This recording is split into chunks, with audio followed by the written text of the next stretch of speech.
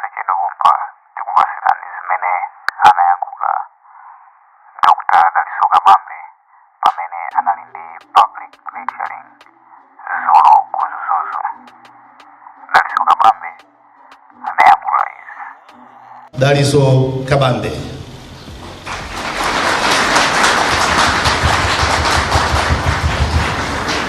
Thank you so much. So can you come in front and then you give us the lecture? Thank you.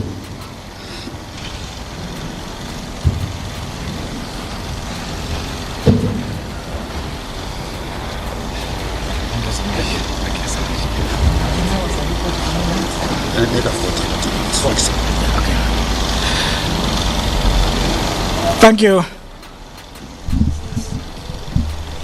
Use this one for. Thank you so much for an eloquent and very good introduction. Let me thank all of us for coming to this public lecture this afternoon. I wish to have all protocols observed as I begin this conversation this afternoon. What we want to do this afternoon is to have a rethink of our country, Malawi. We've now clocked 60 years from becoming a republic. And this is where we are. I want us this afternoon to have a debate. Are we okay with where we are? Is there a different path we can take as a nation? And therefore, without going far, I wish us to run through a 10-minute presentation of what I think, having been a public servant, as has been described, and having gone through academics as it has been described, this is what I believe our northern Malawi should look like. Let's watch it, let's listen to it, and then we can have a conversation. Thank you so much.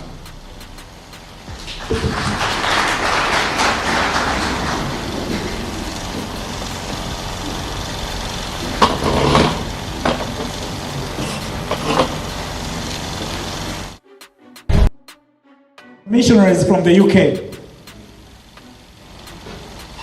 came into Africa and also passed by Malawi. When they were coming from UK, in those days, 200 years ago, in the 1800s, for you to know that this is an affluent person, a rich person, a swag, they were not keeping beers in those days. In those days, they would have a big pipe cigar. So if you have a big pipe cigar and you have a cup of tea with you, then you are taken as rich in the society.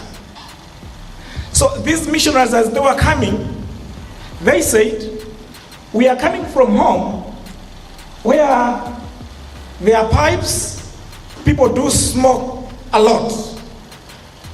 We have found fertile alluvial soils and good water in Malawi. We shall grow tobacco in Malawi so that we can meet the demand that we have back in Europe. As they were smoking, they were also drinking a cup of tea on that table. You watch movies in the 1800s. They would have these big cigars and a cup of tea. So they said, we shall go to Africa and in Malawi, grow tobacco, grow tea, grow sugar, because there is demand in Europe. And you know what? 200 years down the line, sitting around this conference, we still believe the business model for Malawi should be one of growing tobacco, tea, and sugar, that people are still smoking big cigars today.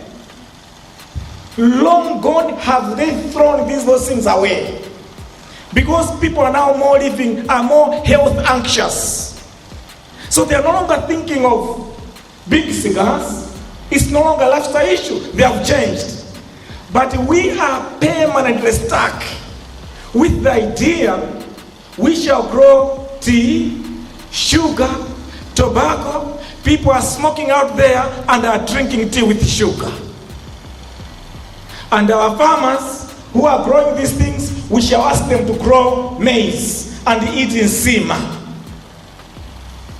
I want to challenge the university today.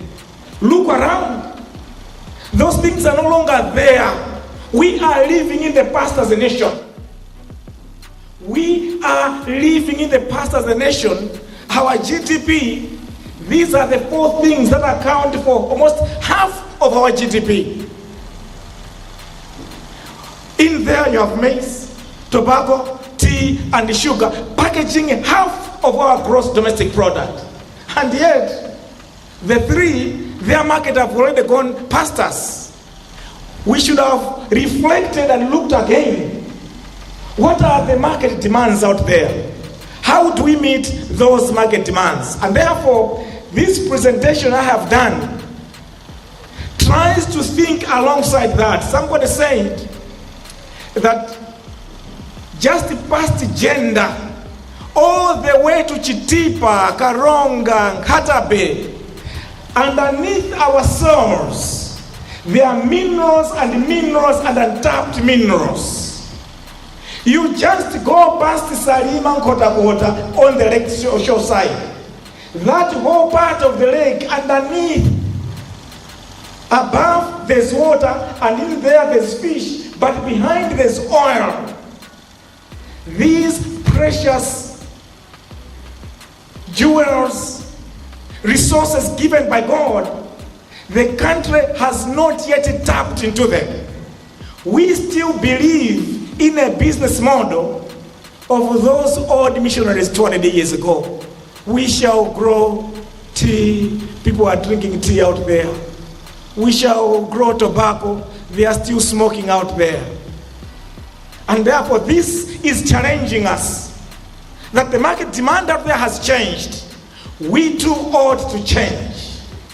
We need to tap into the minerals that are down there. Some of them, they are used to make phones. They are used to make these screens. They are used to make so many other things that people are using today. Let's go and dig and tap into them. We know we are still using cars. That means petroleum products. The lake has oil down there. Why not drill it? Because the cars are still there. They are still using oil, petroleum products. We know fish is most healthy. Why can't we do a lot of cage farming just like they are doing in Madeko, in Mangochi? We spread that all across the country, across the other parts of the lake, so that we can produce large volumes and quantities of fish and export. Imagine a situation where we are drilling oil. We are investing in minerals, in mining minerals across the region. How much jobs are we going to create? Not a long time ago, during my heydays as a young man, I used to know that a lot of the youth and the young men in those days were going to South Africa to work in the mines. Why can't we establish 10 good mines here in the northern region of Malawi? Because we know we have gold in Chitipa. We know we have uranium here. We know we have all sorts of metals. We have oil. Why can't we invest in those ones instead of our youth? Actually, there was a day that I was walking in one of the markets in South Africa. I heard the word, Marcus. And I looked, I saw it, a young man. I said, you should be a Malawian. He said, yes, I'm a Malawian.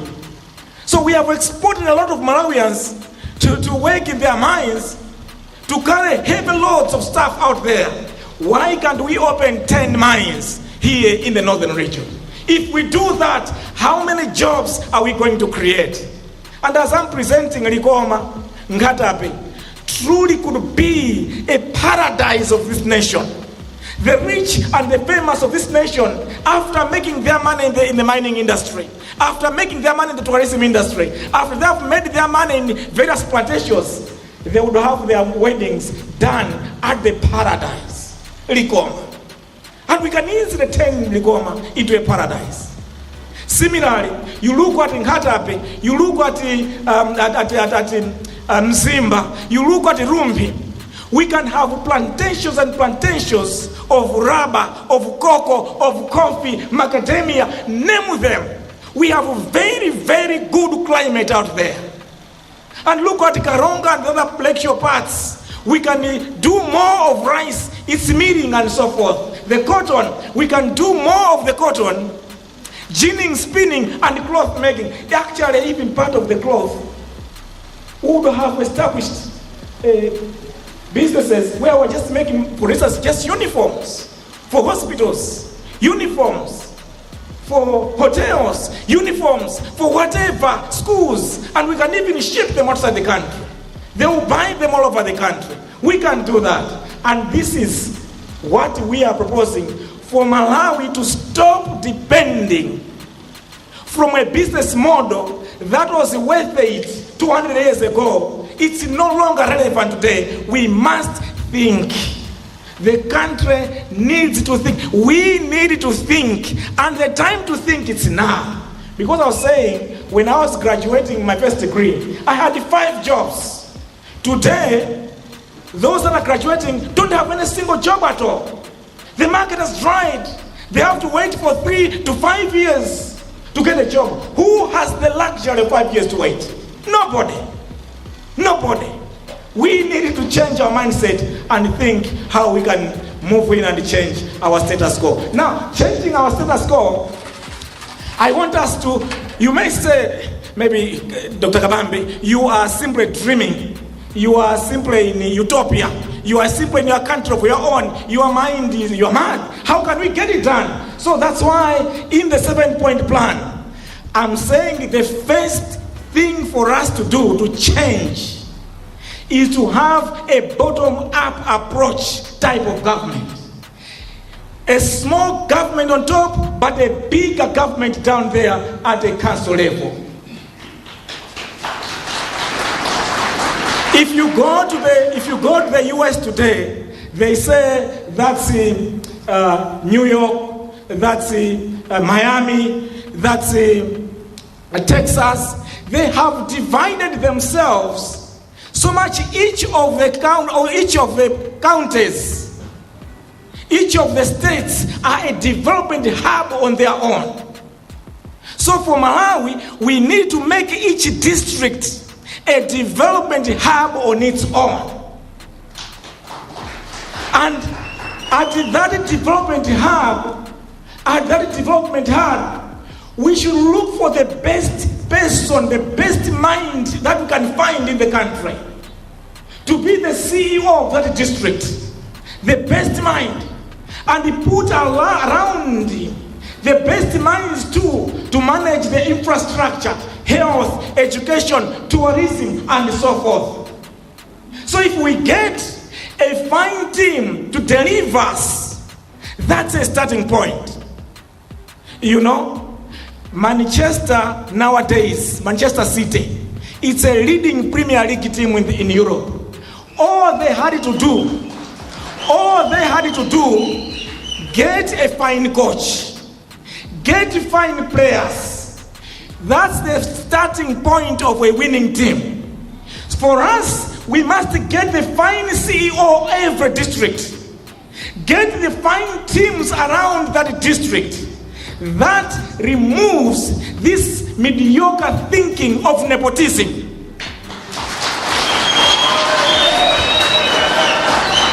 We must completely do away with nepotism. Malawi is too small. We must think for this position, who is the best merited position for this position? And we must seek to get that one. Then at that point, we are like rebuilding like Man City. We are getting the first CEO, the most merited person.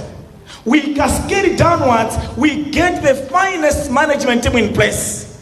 Once we get it, I'm proposing here each district should have a minister. I'm proposing here each district should have a minister. That minister should double as a minister for the district and as a minister for any ministry that you can give that person. But their first job should be the district. You have a fine management team. You must have a fine oversight team. A minister plus the MPs in the district, the councillors in the district, and I'm also suggesting you can have a council of an advisory team from the district. If I'm coming from Likoma, I was a vice chancellor from Mzuzu University. I have retired. And yet I still have some knowledge of how we can develop Likoma. We can identify the sons and daughters of Likoma that are full of knowledge and wisdom to work with that minister, with the MPs, the councillors, to help the management team so that together as a team, alongside the NGOs and whoever working in that district, to develop that district to be what we're dreaming about.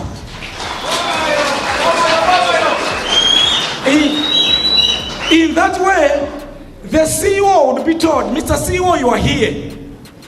For Likoma, we want to turn Likoma into Cancun of Malawi, paradise of Malawi. Therefore, we want you every year. You should be building 3 or 4 international hotels and golf courses. We will give you the money. We want you to do that. So every CEO, every management team at the district should be challenged. That's why I'm saying Capitol Hill should look like Washington. For those of you who have gone to Washington, Washington is a completely dry, not nice place. But you go to New York, that's where business is. You find it's vibrant and everything else. So let those that are not active stay in Lilongwe. But those that need money and are making money, stay at Likoma. That's what we're talking about. So we have the best minds, the best businesses, everything else taking place in the district. That's position number 1, what I'm talking about. And added to that, let's give each district at a bare minimum for a start of 100 billion kwacha. Every year for 5 years. Just imagine Likoma. We give it 100 billion to a very, very fine team. From 100 billion, we want you to develop Likoma into a paradise for the nation. A playground for the rich and the famous. You should be building 5 hotels and golf courses every year using 100 billion. Will they not make it? They will make it. Because I know Sunbird, they built a nice place in Salima at no more than 6 billion Marikwat. So with 100 billion, you can do a lot. You do roads, you do medical facilities, you can invest in the airstrip, you can invest in so much. So if you are given for 5 years, you should be able to turn around Likoma. And if you are failing, Mr. CEO, who will fire you and bring you somebody who can do it. Minister, if you are failing, who will fire you and bring in another minister from the same district to do the job that you are failing. It's doable. And you may ask, 100 billion per district, how is that feasible? I was once budget director.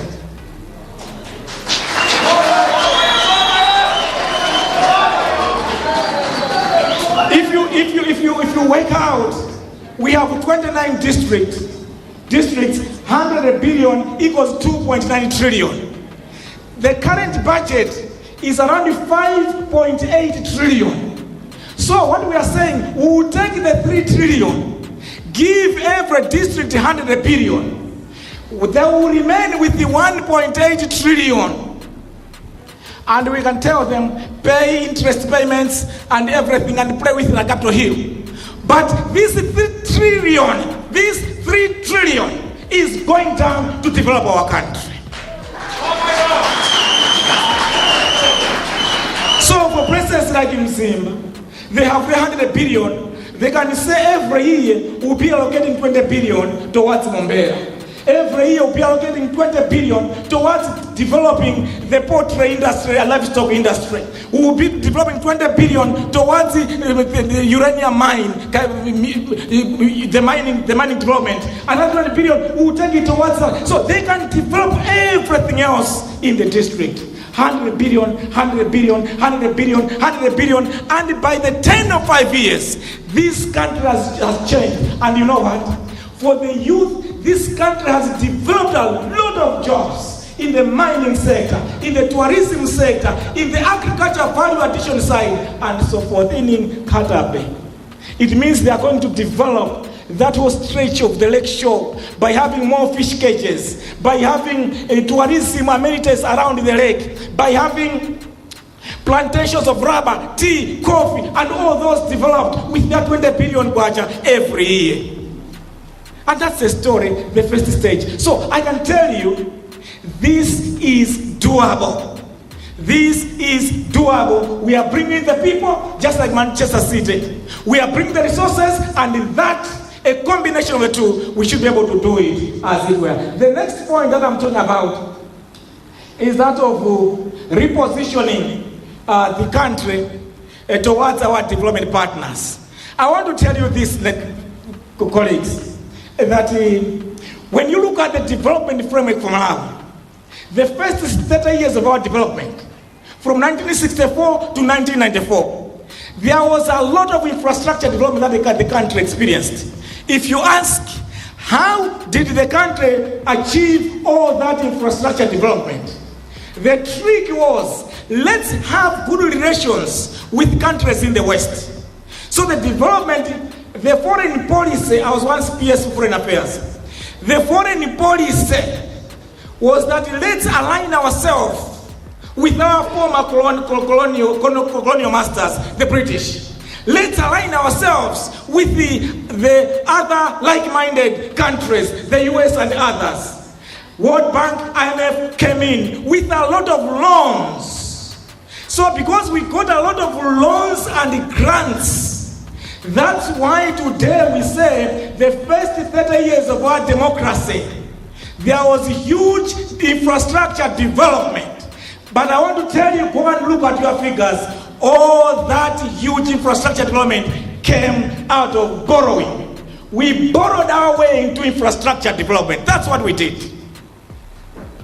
So much so that by 2004, as you know the story, our debts had become catastrophic. They had reached almost 250% of GDP. That was the highest level of debt this country has ever had by 1994. You know, the threshold, the proper threshold is around 60%. But we went as much as 250% of our GDP in terms of debt. But all that debt, as we are borrowing plus the grants, that's what constructed the M1 road at that time.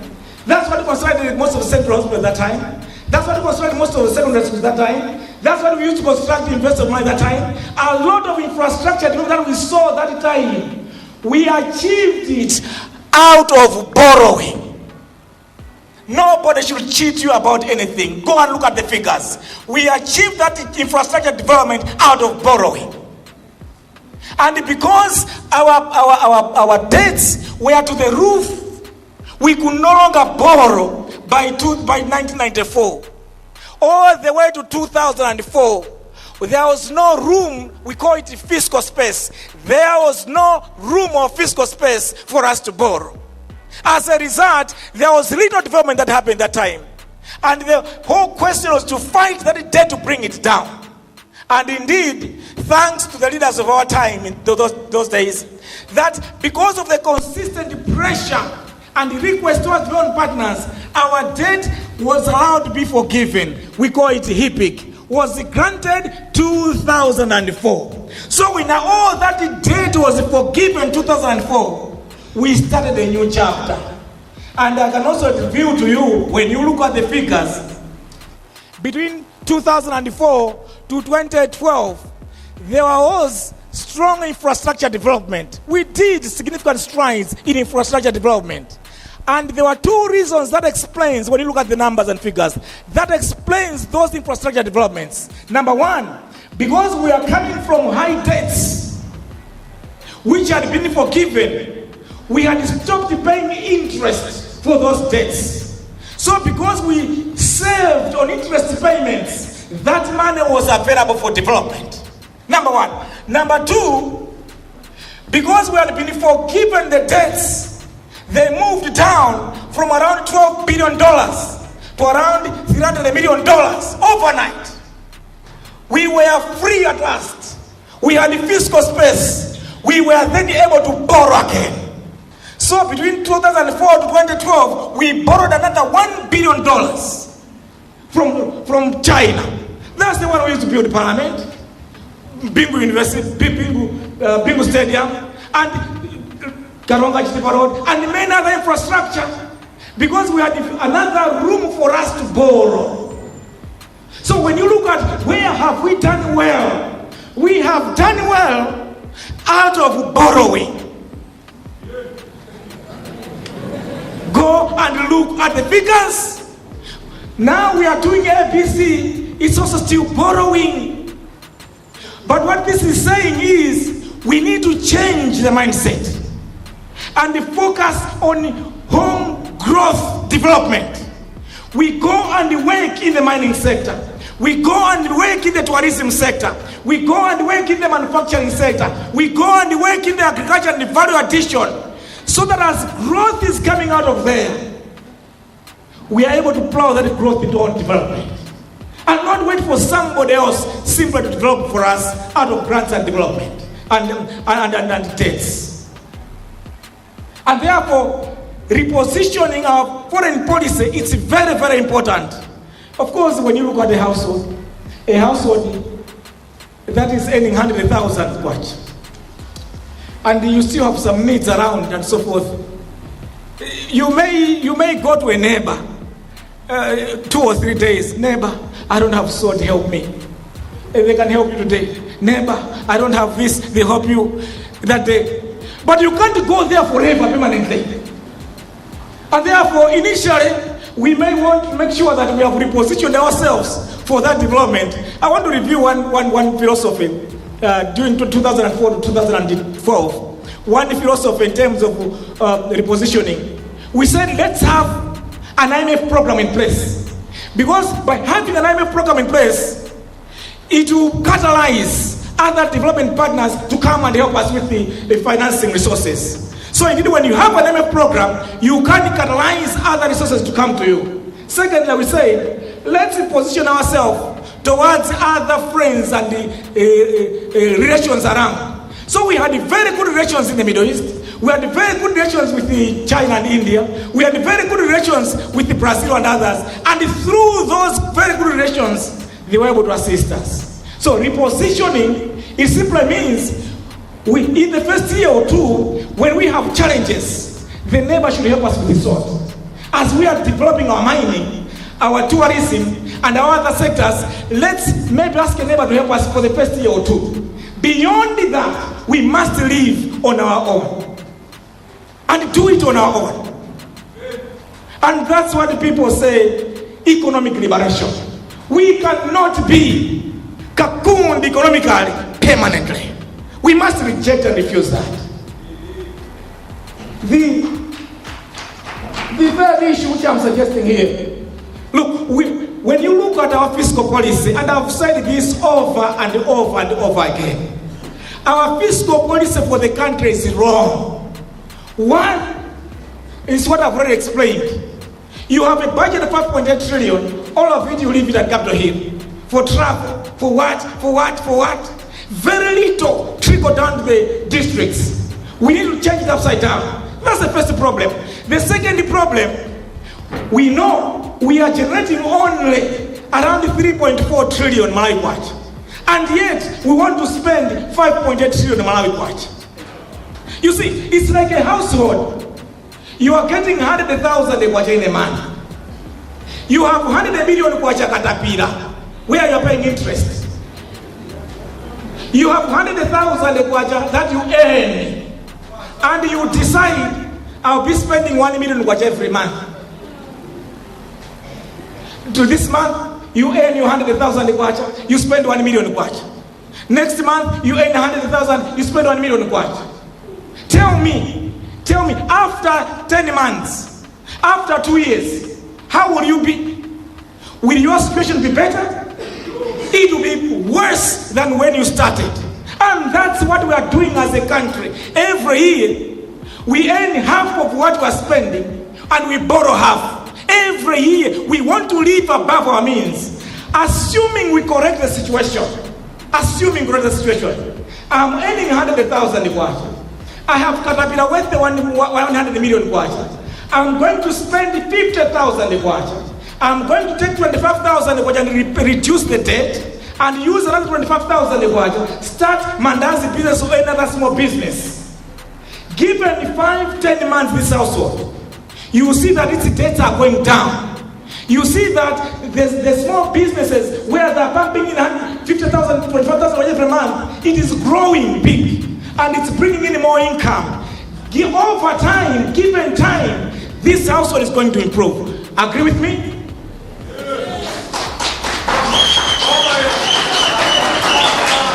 So, when you have a wrong fiscal policy, when you choose, we shall still spend 1 million kwacha. When we are earning 100,000 kwacha, we have 100 million debts. Your household is going to collapse. You like it, you don't. The challenges of vanishing of foreign exchange, the challenges of rising inflation, the challenges of cost of living, all those come up because your household can no longer hold. Let me also comment on the monetary policy. Why is it important to